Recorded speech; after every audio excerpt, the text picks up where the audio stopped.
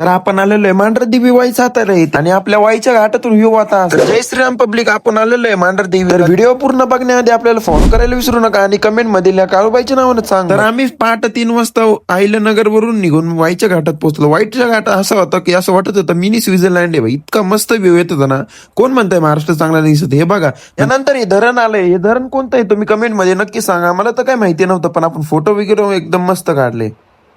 तर आपल्या आईचं म्हणजेच मांढरच्या काळूबाईचं घाट इतका मस्त वाटत होता ना. असं वाटत होतं डायरेक्ट स्वर्गातच आलोय बा. घरात कशी ओरडायची तसं ओरड नाही एकदम मोठीने. एकदा एकदम मोठीने ओरड. बाड्या तर 4 तासाच्या अथक प्रयत्नानंतर आपण गडावर पोहोचलेलो आहे.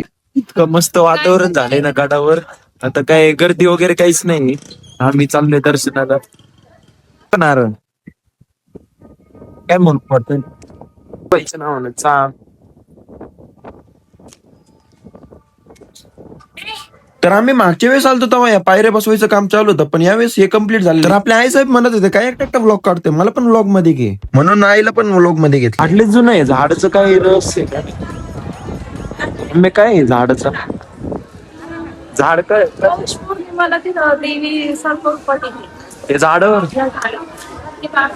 थोड्याच वेळात आपण आईचं दर्शन घेऊन बाहेर आलेलो आहे आणि बाहेरचा व्ह्यू होता असं इतकं माकडं वगैरे होते ना. माकडं तर यावेळेस या दिवसात खूपच दिसत होतं. आम्ही साधारणतः उन्हाळ्यात हिवाळ्यात येत असतो पण फर्स्ट टाइम आपण पावसाळ्यात आलेलो आहे गाडावर. धुकं तर इतके होते ना. या धुकामुळे आपल्या आईचं मंदिर तर दिसतच नव्हतं आणि व्ह्यू तर इतका मस्त होता ना. काय रेकॉर्ड करू काय नव्हतं असं झालं. हानी नाही एखादा मला चापकेस इकडे म्हणा. अरे बापरे काय म्हणतो मामा बरं आहे का जेवला नाही. अरे बाबू खाली येताना आपण थोड्या वेळ गाडी काय थांबवली. माकडे डायरेक्ट गाडीवरच चढले. गाडीवर कब्जाच केलं बाई त्यांनी पण जाऊन दे आपण खायला प्यायला टाकले. पण मी जवळ गेलोय माकडे मला बघून पळून काय गेले बाई. कमेंट मध्ये सांगा का मला घाबरले का मी त्यांच्यातलं नाही काय माहिती.